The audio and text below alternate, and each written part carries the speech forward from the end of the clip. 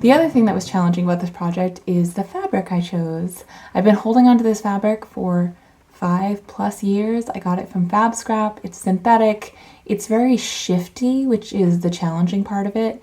Shifty meaning that like when you cut it, it will shift still. Usually if you're working with like a quilting cotton, which I would argue is like the simplest kind of fabric to sew with, once you cut something, it's staying in that same shape. Fabric like this that I use for this project, you'll cut something and then it will feel like it's crooked or whatever. It isn't necessarily crooked, but it's just less consistent with how it falls. I cut everything in one layer for the most part. I used a lot of French seams and they are looking very French if you ask me. I also did a lot of stay stitching, is that what it's called? When you sew just a flat line over a non-folded piece of fabric along the neckline, and it kind of keeps things in check. This fabric also was very prone to fraying, so that was another challenge. I'm particularly proud of the neckline. Necklines are so visible, especially on something like this, and I actually had to redo a good portion of it because I wasn't happy with how it turned out. I only wanted the center front slit to go down a few inches, but I decided the easiest way to do that would be to cut all the way down center front and then re-sew from the bottom up to where I want the slit to begin. I then folded over the seam allowance so that the raw edges were folded under and top stitched that in place all the way from the bottom through to where the slit begins to the very top. I traced my collar pattern piece onto one piece of fabric that had been interfaced and another that had not.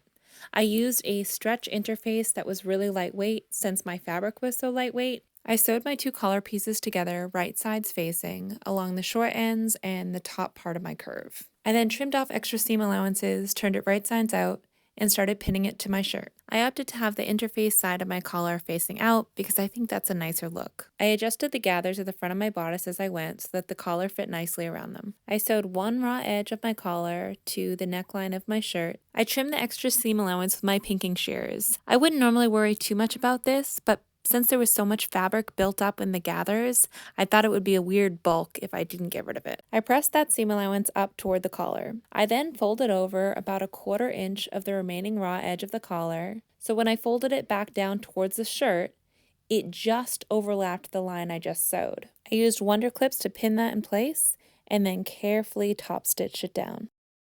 I loved the way this came out, but it made it painfully obvious how poorly this slit was looking. So I got out my trusty stitch ripper. I ripped out the stitches from about 1/2 inch below the collar to where the slit ended, about 5 inches down from the neckline. With the collar sewn in place, it was a lot easier to tell where the fabric naturally wanted to fall. So I used my iron to reestablish a fold that was a continuation of that front or center seam line, and then another fold that hid those raw edges.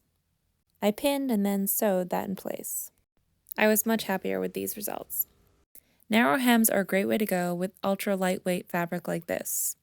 I sewed one line over one layer of fabric. I trimmed very close to that sew line, then folded and pressed it over, sewed that in place, folded and pressed it over again, and sewed that in place. By sewing in between each fold, it makes it a lot easier to make that fold crisp and clean than if you just used an iron the way I might with something that presses really well, like a quilting cotton. I did French themes throughout, but that'll have to wait for another video.